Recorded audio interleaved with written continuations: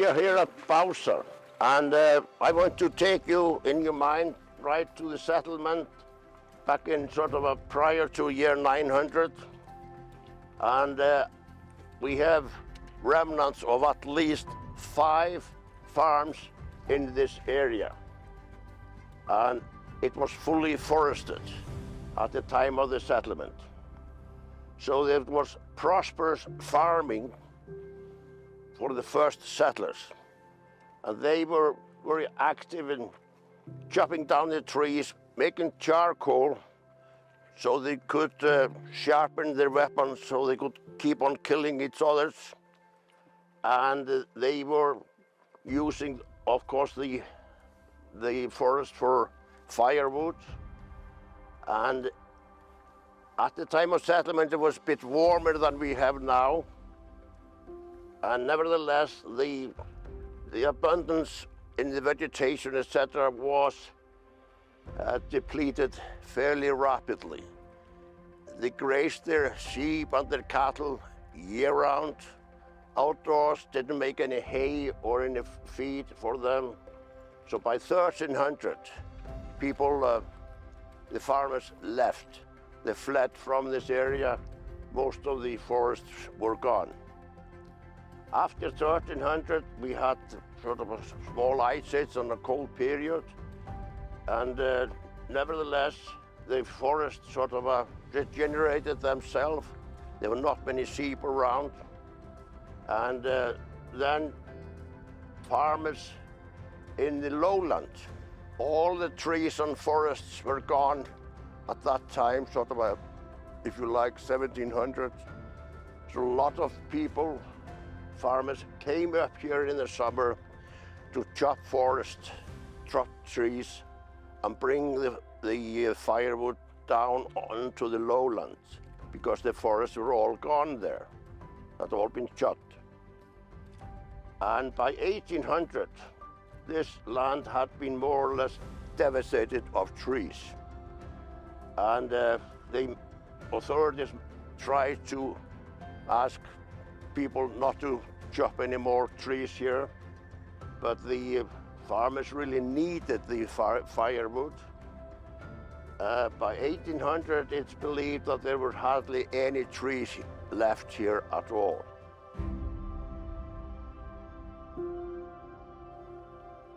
But after 1900, farmers and farmers community, they started discussing with the Forest Service to preserve this area and exclude grazing. The first director of Forestry and Soil Conservation Service from 1907, he was very keen on making a deal, a cooperation with the farmers to exclude all grazing from this land. They succeeded in 1922, and when they sort of devoted all this land to the Forestry Service. And the Forestry Service started in 1925 or so, and 7, to put up fences. Of course, a terrible site for a fence. So the exclusion of grazing was not complete at all. And many farmers were not happy about not being able to use this land for grazing.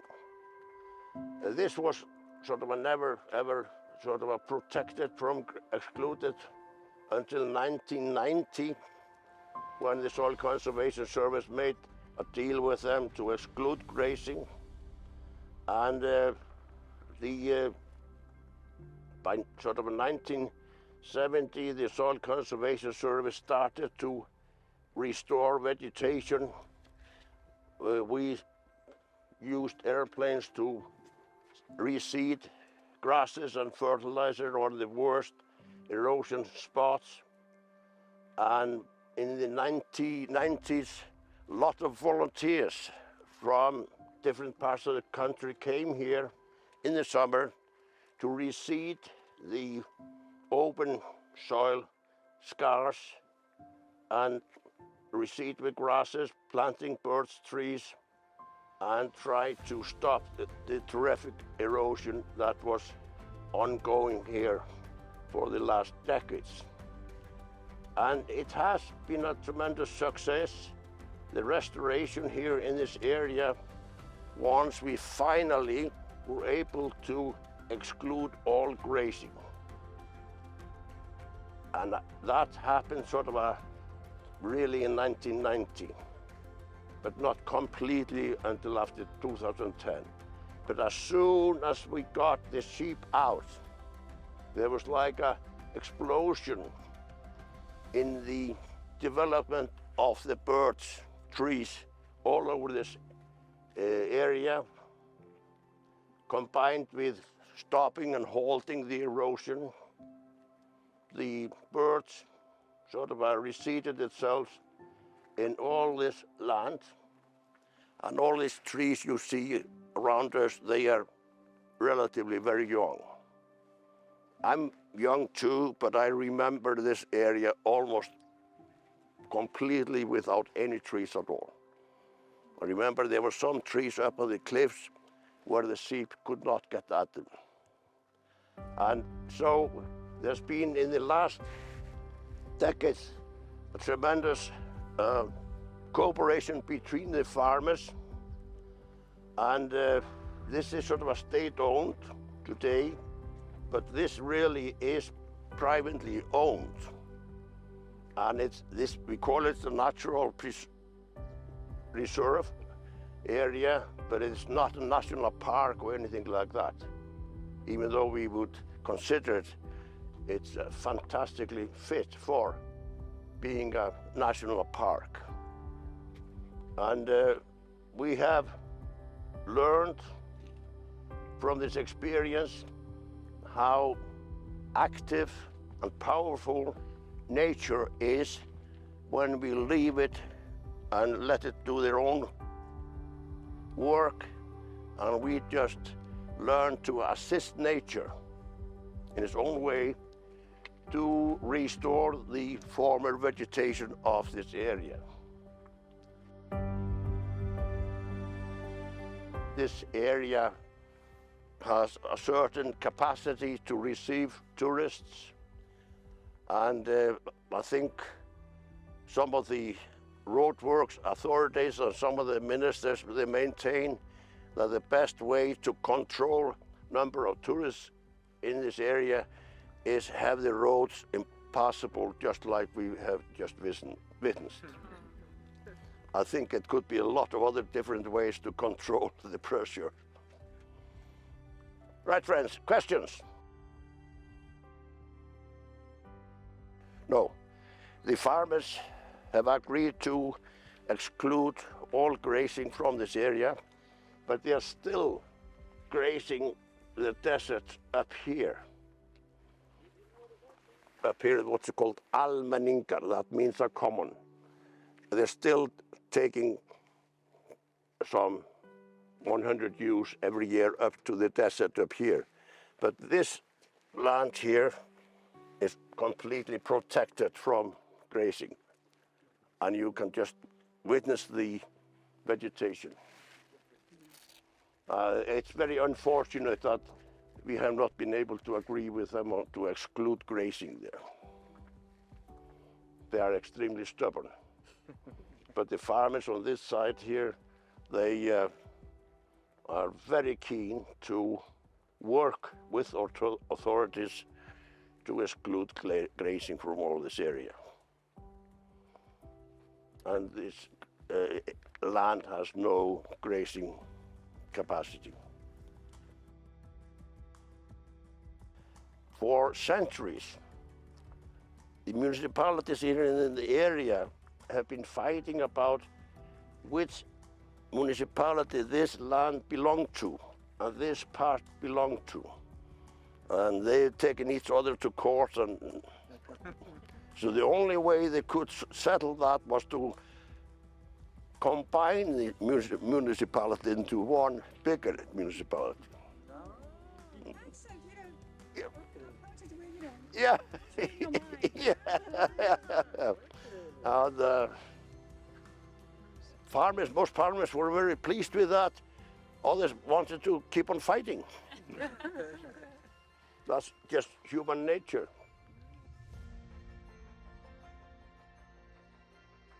Work with the landowners and, shall we say, train them and describe to the ways of nature. Of course, farmers have lived with this country and they know it, but they don't realize the damaging effects of the grazing. And they claim that the volcanoes are responsible for all the incredible erosion in Iceland. But I remind you, we are here almost engulfed by the most powerful volcanoes in Iceland. Eyjafjallajökull and Katla. Hekla is not far away. And here, this is the remnants of the forests in this area. In this county, if you like, there are only 2 places where we have old remnants of birch forests in this big area. One of them is here. The other one is at the foothills of Hekla volcano, which has erupted 25 times after the settlement. So the volcanoes by themselves, they are not causing this tremendous erosion. It's the land use, the management of the land, overgrazing year-round, which has surpassed the capacity of nature to survive the shall we say, disasters and the harness of the nature. Once we have the shield by the birds and the trees to protect the land, then this land will not be badly affected by the eruptions. Well, they come here as visitors. They have no sort of they don't benefit at all.